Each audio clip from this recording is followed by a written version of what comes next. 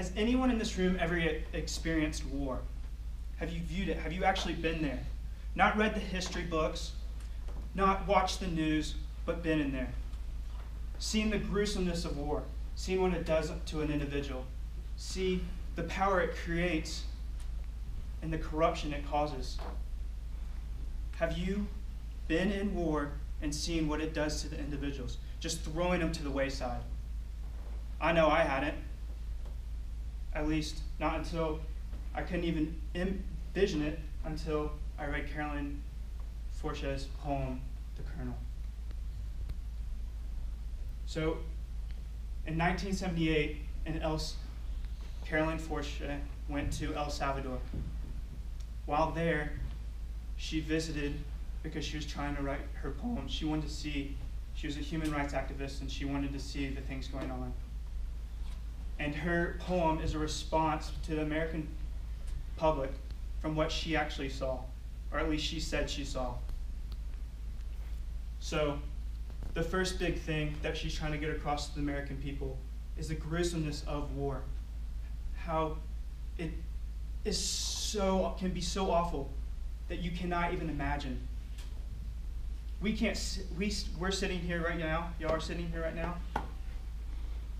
Like I said, you read the newspapers, but can you actually imagine the gruesomeness? And the poem starts out and it talks, and it sounds like a normal family. But as it goes on, and you get further into it, it gets worse and worse. Until it comes to this. He spilled many human ears on the table. They were like dried peach halves. There's no other way to say this. He took one of them in his hands, shook it in our faces, dropped it into water glass. It came alive there. Wow. You can't get that reading the history book.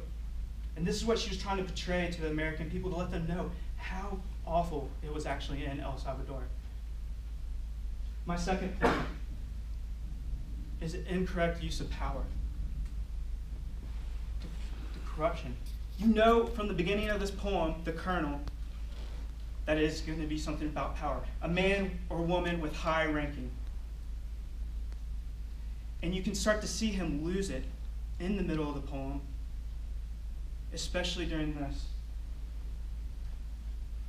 There was some talk then of how difficult it had become to govern. The parrot said hello on the terrace. The colonel told it to shut up and pushed himself from the table. He is losing his power. You can see the bird's not even listening to him. That's what she's trying to show. And with him losing his power to the Liberation Front,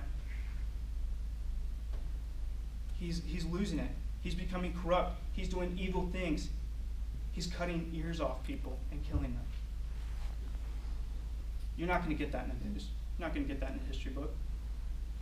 My final point, probably the most important point to make, is the lack of concern of individuals war has on people. It just throws them to the wayside.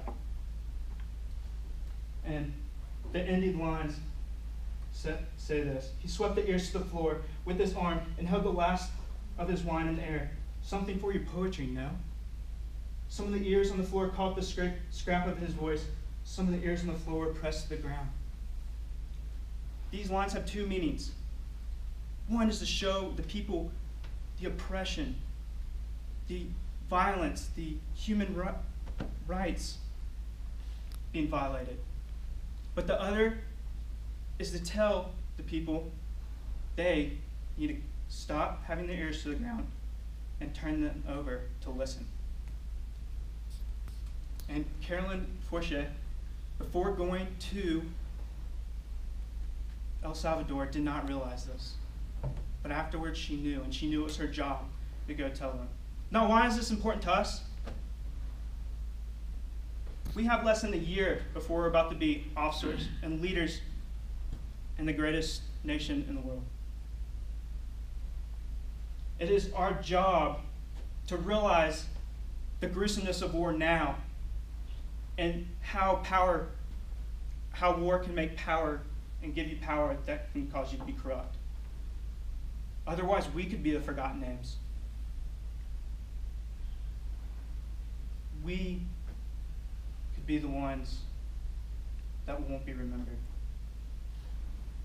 It is up to us now to stop putting our ears on the ground and turn them over and listen and pay attention to the awful things that could happen and that we could be a part of.